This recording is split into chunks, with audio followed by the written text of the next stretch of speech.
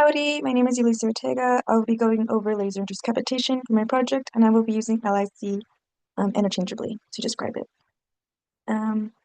So a little table of contents, we'll go over the introduction to laser-induced cavitation, some historical background, some basic optical principles such as light absorption, photon-matter interaction, laser focusing and energy concentration, as well as a few experimental setups, a few laser-induced cavitation applications in the medical field as well as in nanoproduction, and then we'll go over the conclusion at the end.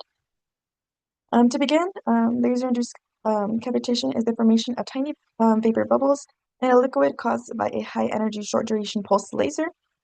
This can kind of be seen in the image 1. It's just a simple schematic of a laser-induced cavitation setup, which has a laser going through filters or magnifiers and then going into a liquid and then creating a bubble formation.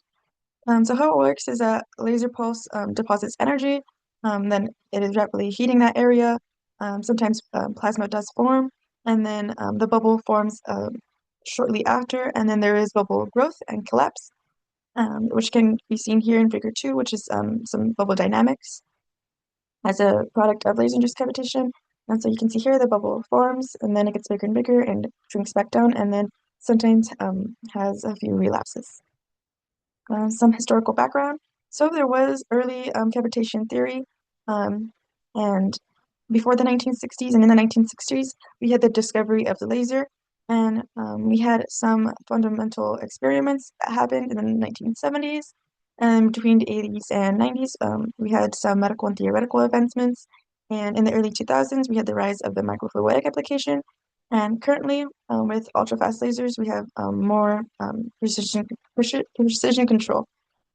And in this image here, you can see the co-inventor of the multi-pass laser, John Emmett. And some basic optical principles are as follows. We have light absorption. So laser-induced cavitation begins with light absorption, and the amount of energy absorbed depends strongly on the wavelength of the laser and the optical properties of the liquid it travels through. So the absorption coefficient depends highly on the wavelength, as seen in this equation here. If the absorption coefficient at a certain wavelength is high, then the liquid is able to absorb more energy, which heats up faster, leading to easier cavitation. And if the absorption coefficient is low, little energy is able to be absorbed, and cavitation is harder or impossible to achieve. All right, we'll move on. Photon-matter interaction. So we have two types. We have linear and nonlinear. So linear absorption occurs at low to moderate intensities. Each photon is absorbed independently by molecule. Energy conversion is proportional to light intensity and drives gradual heating and contributes to thermal cavitation. And then we have nonlinear absorption, which occurs at high laser intensities, usually short pulse lasers. Liquid can absorb multiple photons simultaneously, greatly increasing local energy depositions. Key nonlinear processes are the multi-photon absorption and the optical breakdown. So for multi-photon absorption, several low-energy photons combine to excite or ionize molecules. And then in the optical breakdown, intense absorption creates plasma, generating shockwaves and then initiating cavitation. So this can be seen here in figure 4. This is taken with a high-speed camera of laser-induced cavitation in one of our labs. So the first image is right before the plasma hits. And then we have the plasma formation, and then we have the bubble formation that happens shortly after. And then we'll move on. We have laser focusing and energy concentration. So lenses are used to refract and converge the laser beam, creating a focal point where the beam reaches its smallest point size. At the focus, the beam's waste is minimized and intensity sharply increases, shown in these equations below.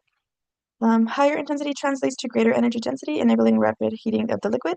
This concentrated energy is what triggers vaporization, plasma formation, and ultimately laser-induced cavitation. Proper focusing ensures that the laser reaches the threshold intensity required for bubble formation. So the focal point is actually very important because that's where the bubble will be happening. So using these lenses, you can change the distance. Sometimes you want it in the middle of the cuvette, sometimes you want it closer to the wall. So there's a lot of playing with these lenses to get the correct focal point when using laser-induced cavitation. So these are a few experimental setups. In Figure 5 is a thermal laser induced cavitation setup that I had the pleasure of making a few, I think last year, last summer. But yeah, this is a continuous thermal laser that is put through some lenses and then produces cavitation in the cuvette when liquid is inside. And then we have a schematic of laser-induced cavitation here in Figure 6. Just a simple schematic that uses the pulse laser, goes through a few lenses, and then has the bubble formation in the liquid. All right, some applications of laser-induced cavitation. Um, so it is in medical lithotripsy, uses high-intensity laser pulses to generate cavitation near kidney stones. These bubbles collapse and produce high-power microjets and shockwaves. These forces fracture and erode the stone into smaller passable fragments. This is not minimally invasive and highly precise, which reduces tissue damage and is widely used in modern procedures for more effective stone removal. So in these images in Figure 7, you can see the laser being used to be blasted at this kidney stone. And this is just Figure 8 is just a more zoomed in image of that, but it helps break down those stones and make it a little easier for people to pass them. And then we have laser-induced cavitation for nanoparticle production. So this is mainly done in research. We have a focused laser pulse that generates cavitation bubbles in a liquid containing a solid target. Rapid bubble expansion and collapse create shock waves and extreme pressures. These forces break down the solid material into nanoparticles, and then in the liquid there's fast cooling, which prevents particles from clumping together and produces more pure and stable nanoparticles.